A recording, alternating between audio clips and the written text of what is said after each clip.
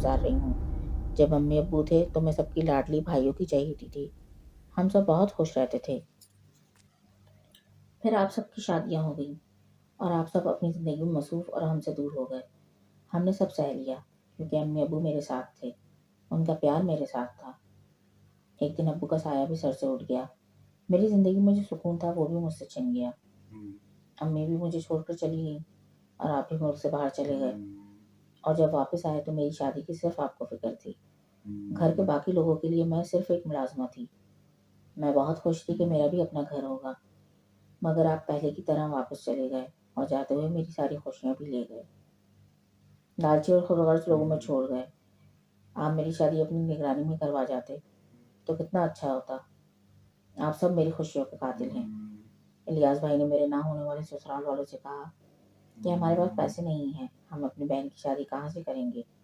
मोहल्ले वालों से कहा कि वो लोग लालची थे और हमारी बहन खुद भी शादी नहीं करना चाहती। मेरा अल्लाह इन सबको कभी माफ़ नहीं करेगा।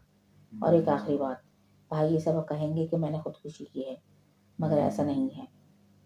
रात में छोटी भाभी आई और बहुत प्यार से मुझे बुखार की मेडिसिन के साथ चाय दी, तो मैं उनके रवैये पर हैरान भी हुई। वो तो जब चाय पी तो भाभी ने कलम और कागज़ ला कर दिया कि लिखो, तुम्हें इलियास भाई और रोमाना भाभी ने ज़हर दिया है। मैंने इनकार किया तो उन्होंने मुझे बहुत मारा और कमरे से चली गई।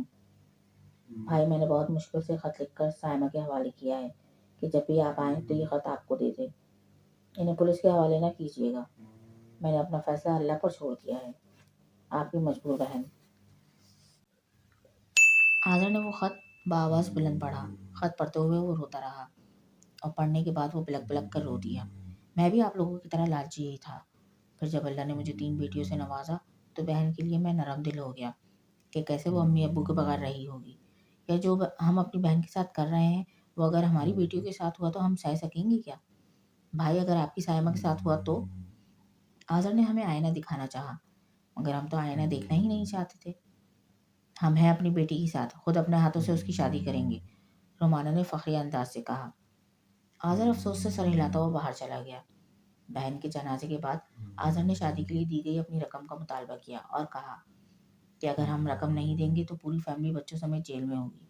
हमने जेल जाने के खौफ से जैसे तैसे करके दोनों भाइयों ने उसकी रकम वापस की। आज़र के जाने के बाद मेरा छोटा भाई कारोबार अलग करने का मुतालबा करने लगा और बीवी को लेकर ससुराल चला गया।